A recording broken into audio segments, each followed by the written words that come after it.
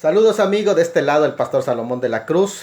Bueno, pues momentáneamente vamos a poner un stop a las grabaciones que estoy haciendo, las cápsulas sobre el rapto pretribulación. Y pues platiquemos un poquito sobre la noticia que impactó y paralizó, por así decir, al mundo entero, con todas las informaciones que se tienen y primeramente la incertidumbre hasta que fue confirmado oficialmente la muerte de esta reina. Bueno, la razón por la que quiero hacer este vivo es porque posterior a ello surgen muchas teorías de conspiración que ya de antemano estaban dadas, ¿no? Porque habían personajes que habían estado hablando pues conspirativamente, ¿no? Del tema de la reina Isabel, desde las personas que... Saludos allá, José, Dios te bendiga, amigo José Gómez, qué bueno que te conectaste.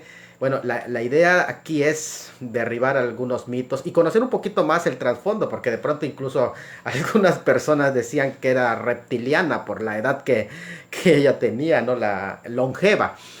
Es interesante porque luego surgen las teorías conspirativas de que qué va a pasar, que si el anticristo también, ¿no? Y todo ese tema que no tiene nada que ver con, dice, Dios te bendiga grandemente, mi hermano mayor. Dice, no creo que tú eres más grande que yo, José, ¿qué pasó?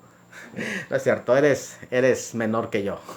Dios te bendiga, amigo. Un abrazo y éxito en todo, en tu gira que estás haciendo aquí por el sureste de México. Te deseo lo mejor.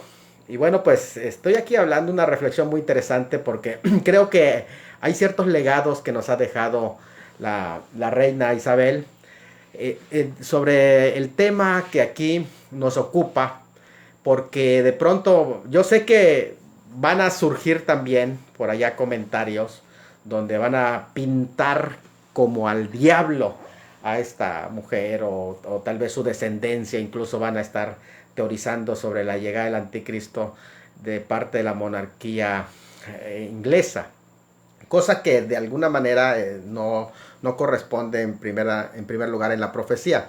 Y en segundo lugar también entender que más que nada el tema de la monarquía inglesa está en desuso, en el sentido de que no tiene una trascendencia, una influencia más que, incluso algunos dicen un poquito más de, bueno, no gubernamentalmente hablando.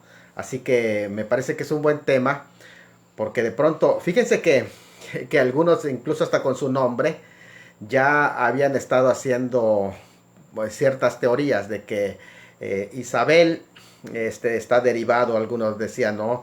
De dos nombres paganos, por así decir, ¿no? Que uno es Isis, Isabel de Isis, y de Bel, que es un dios cananeo, y empezaban a hacer todas esas teorías.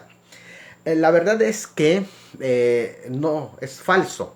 El nombre Isabel, que ella lo toma en honor a una reina, la primera reina Isabel I, que junto con el tiempo de Enrique VIII van a iniciar el tema del protestantismo. Es muy interesante esto y tomarlo en cuenta porque cuando hablamos de la iglesia protestante y que incluso mucho antes, esto es historia muy importante, mucho antes de la reforma protestante que detona, por así decir, en Alemania, por medio de Martín Lutero, antes de eso, ya por medio de Enrique VIII, ya se había desligado una parte de la iglesia católica romana y ahora salía lo que se llama la iglesia anglicana, la iglesia de Inglaterra, y a esa iglesia, la iglesia anglicana, es la primera iglesia que se le llamó protestante. De hecho, el término protestante aquí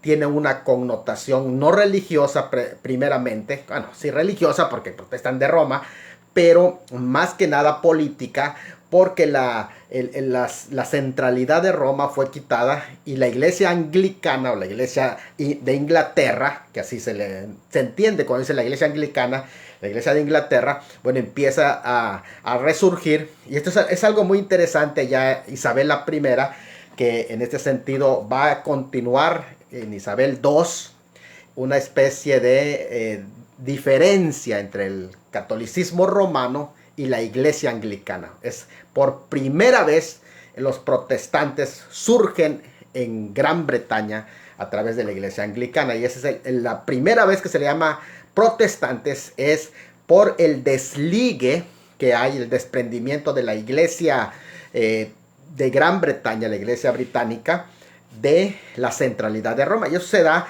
precisamente por las escuelas, porque recuerden que allí surge toda la cuna de la civilización, y precisamente el protestantismo ha contribuido para el tema de la educación. Allí en Gales, por ejemplo, donde estaban las escuelas, y eso se va cimentando. Así que la iglesia anglicana tiene prácticamente una historia grande, enorme.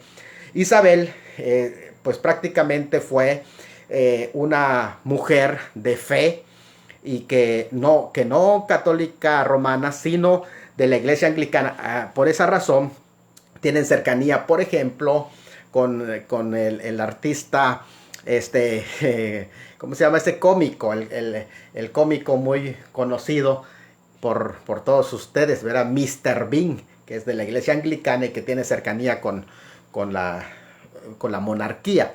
Es algo muy interesante entender este concepto para que nosotros podamos, pues ahora sí que entender, entonces, qué es, por qué ella se llama Isabel, no por esas teorías que hemos mencionado que algunos piensan, sino que es Isabel porque su nombre es Elizabeth y es un nombre hebreo. Esto es muy interesante, de que el nombre Elizabeth viene del hebreo Eliseba. En realidad es una forma un poquito masculina de pronunciar el nombre, pero es Eliseba, y de allá que habla de jurado por Dios o juramento de Dios. Entonces tiene un nombre hebreo. Eso es muy interesante, que en su forma de su expresión latina, para que las personas puedan entender, y de allí también se deriva otra lección más. Muy interesante esa lección, porque de pronto algunas personas piensan que la latinización de los nombres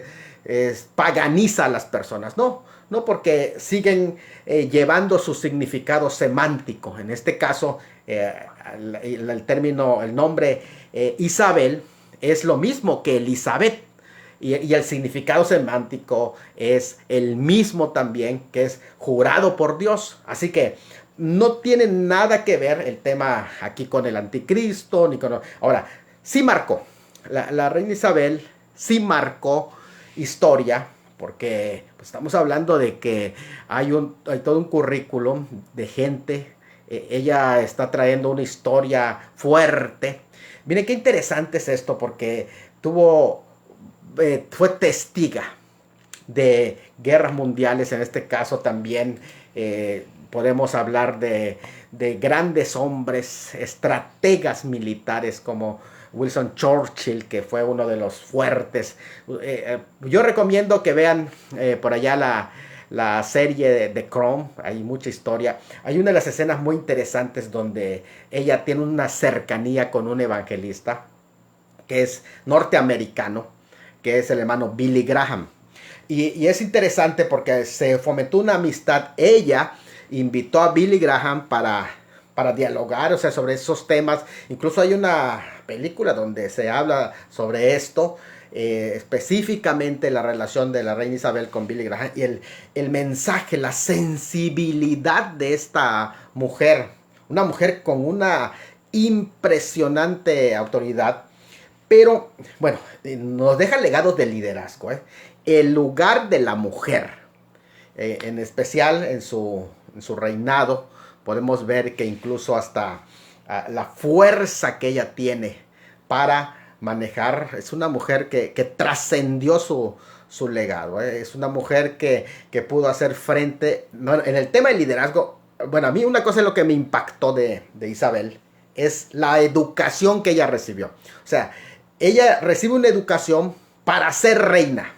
Y esto es interesante para todos los que son líderes. Piensen que la educación no debería ser muy general. Dice, Dios te bendiga, dice el hermano Josué, saludos desde Nicaragua, te mando un abrazo, mi hermano Josué, hasta Nicaragua. Y bueno, estamos hablando aquí del legado de la reina Isabel, pero por ejemplo, para mí es una bendición hablar del liderazgo de esta mujer, porque, miren, a ella se le educó específicamente para reinar. Y todavía me acuerdo cuando llega el profesor, ¿no? En su historia, llega el profesor y le dice, ¿sabe qué? ¿Cómo debe ser tu reinado? ¿Qué decisiones toma una reina? Y de pronto encontró por allá a un físico que empezó a hablar acerca de todas esas cuestiones de ciencia y los asesores, porque ella decía, y yo quiero aprender eso, quiero aprender las matemáticas. Le dijeron, no, tú lo que necesitas es aprender a gobernar. O sea, eso déjalo para los plebeyos, decían. Esos son la gente que te va a servir a ti. Es muy interesante esa forma, ¿no? Que el liderazgo debería especificar y especializar a las personas en las áreas en donde deben de capacitarse. Entonces encontramos que en el caso de Isabel hay una cercanía con la iglesia protestante, por así decir. Y esto es algo muy importante porque cambia nuestra óptica, cambia nuestra perspectiva de entender. Sí marcó una generación. La muerte de Isabel creo que marca una generación. ¿Por qué? Porque ella era tendencia. Era tendencia positiva para su gente. A la muerte de Isabel estamos llegando a una crisis en liderazgo donde la tendencia a imitar ya es el medio artístico, ya son los influencers de redes sociales. Que interesante la forma en que Isabel impactaba. Ustedes vean las fotografías que ella presenta, de cómo incluso su porte, su vestimenta, cómo se presentaba. O sea, de una manera tan pulcra, tan respetuosa para su público, tan humana en la forma de acercarse. No necesitaba desvestirse para ser alguien que influyera en su sociedad. O sea, piensen en esto que nos ha legado la vida de esta mujer. Con razón llevó una vida longeva. Y como dijimos al principio, no porque era reptiliana, como se teoriza por algunos, ¿no? Sino el ejemplo de vida, larga vida que ella tuvo sobre la tierra. Y esto es la bendición de Dios también.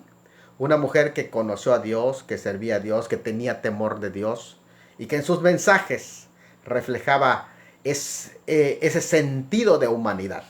Así que, bueno, pues yo creo que es uno de los legados más grandes que dejan marcado por allá a nuestra generación.